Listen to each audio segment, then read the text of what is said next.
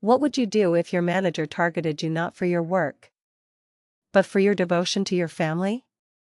In today's story, the protagonist's ordeal becomes a masterclass in how standing your ground against a power-tripping boss can sometimes bring the whole corrupt system crashing down. I'd worked for the same home improvement company for nearly a decade. A solid 8 years of my life. The first 7 were spent in a store down in North Carolina. Before I made a life-changing move up north. I was moving to be with my best friend, Chloe, and her husband, Mark, who had just told me they were pregnant with my first godchild. I was ecstatic. I arranged a transfer to a store in their area and was ready to hit the ground running. I had experience in the garden department, and I started there. But this new store was chronically understaffed. So I found myself constantly being shuffled between departments, plugging holes wherever they needed me. There was a major problem, though. My previous HR manager had fumbled my transfer paperwork, and this new store had me down as a part-time employee. Having already committed to the move, I was stuck. To scrape by, I had to pick up a second part-time overnight job at a local gym. All the while, I was relentlessly asking, almost begging, for full-time hours at the home improvement store. But I never got a straight answer or saw any change. A few months after I moved, my goddaughter was born. Since I was living with Chloe and Mark, especially during the height of the COVID pandemic, I was deeply involved in helping raise her. We formed an incredible bond. I'd use my allotted time off to look after her. And for a while, everything was fine. About 6 months in, I'd built a solid reputation at work. I wasn't the most social guy, but everyone knew I was a hard worker. Always willing to lend a hand in any department. No questions asked. Then, she arrived. A new assistant store manager. Let's call her Brenda. Brenda was abrasive, condescending, and had a nasty habit of steamrolling the staff to get her way. My first taste of her management style came when she fired a young woman from the front desk on the spot, simply because her jacket had a small Playboy bunny logo on it. It was absurd. In response, I and several other employees staged a walkout to protest the unjust firing. We actually succeeded. The store manager caved and reversed Brenda's decision. This wasn't our first rodeo. We'd done the same thing before when Brenda's predecessor made disgusting, sexist remarks to a cashier. Shortly after that, the operations manager finally granted me a full-time position in the receiving department, working under a notoriously cantankerous supervisor named Frank. Frank and I clashed frequently. The friction grew as my goddaughter got older and my babysitting responsibilities increased, covering for Chloe and Mark while they worked or slept. I didn't mind one bit. I absolutely adored that little girl. She was the light of my life. And I often shared pictures and stories about her with my coworkers. My management, however, did not share my joy. Frank was constantly irritated that I couldn't stay for overtime. We were the only 2 people in receiving for the entire store. But I had to leave on time, either for my second job at the gym or to get home to my goddaughter. Then, things took a much darker turn. Not long after our second walkout, a vile rumor began to snake its way through the store, that my goddaughter was actually my biological daughter. A love child I had fathered behind Mark's back. I never found the concrete source. But considering Brenda had already made snide remarks to me about men taking care of children, I had a pretty good guess who was stirring the pot. The harassment then became official. My holiday time off requests for Thanksgiving and Christmas, which I had submitted months in advance, were suddenly cancelled without any explanation. I had never missed a major holiday with my found family since moving north. And the year before Brenda's arrival, the exact same requests were approved without issue. That was strike one. Brenda marked my time off as denied, feeling a surge of petty power. She was completely unaware that this single act, this first strike, was the beginning of her own undoing. Soon after, my supervisor, Frank, the man I worked side by side with every single day, tested positive for COVID. Per company policy, I was forced to self-isolate until I could produce a negative test. This was during the Omicron wave, and it took a full week just to find a testing center that could take me. During that entire week, I was relentlessly harassed. Both Brenda and Frank blew up my phone with texts and calls, demanding I track down a rare at-home test so I could get back to work immediately. Meanwhile, I had the stressful duty of informing everyone I'd been in contact with, my friends, my roommates, that I had been exposed, potentially ruining their own holiday plans.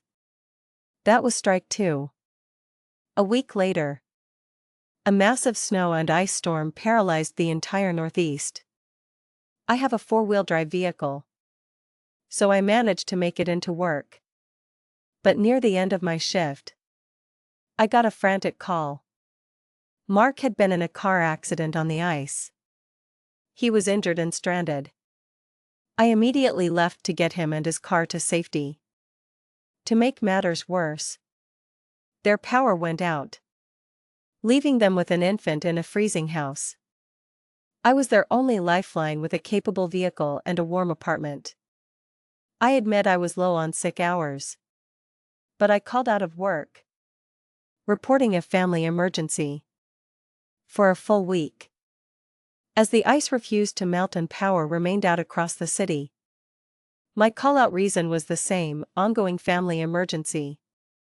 And every single day, management hounded me with calls, demanding I come back to work. Doing so would have meant risking my life on treacherous roads and abandoning my family at my apartment with no way to get supplies or return home when their power was finally restored. That was strike three. I was done. I had given 8 years of my life to this company and asked for so little in return. That Sunday morning, I walked into the store and placed my letter of immediate resignation on the HR representative's desk. As I was leaving, I ran into Frank. "Are you finally coming back to work?" he asked angrily. I calmly informed him I had just quit, ignored his sputtering provocations, and went home. A few hours later, I received the text that would ignite my revenge. It was from Brenda. "We will see how long you can take care of your love child without us." There it was, my probable source of the rumor, now in writing.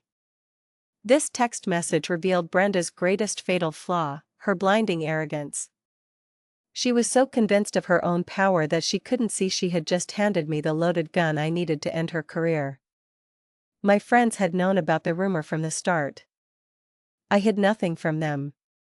They are my family, and they insist I call my goddaughter my niece. To hear Brenda use a slur like lovechild against her made my blood boil. And Chloe and Mark felt the same. They immediately recognized the monumental mistake she had just made. It was time to go to corporate. I began compiling my evidence: the harassing texts from Frank, the call logs, the voicemails from my week in isolation, and this holy grail of a text message from Brenda. If I was leaving, I was going to make sure the team that targeted me felt some serious blowback. What happened next? I heard from friends still at the store. The following day, Brenda convened a meeting of all managers and supervisors. There, she proudly announced that I had been fired, not that I had quit, for job abandonment and immorality. As one commenter on my story later pointed out, while you can technically be fired for immorality in the U.S., such morality clauses are typically outlined in a contract and aren't based on one manager's opinion. To my complete surprise, my supervisor Frank actually defended me, and Brenda fired him on the spot. And right there, in that stuffy meeting room, the entire narrative shifted. The store's HR representative, who had my resignation letter sitting on his desk, spoke up and corrected her, stating that I had not been fired but had resigned on my own terms.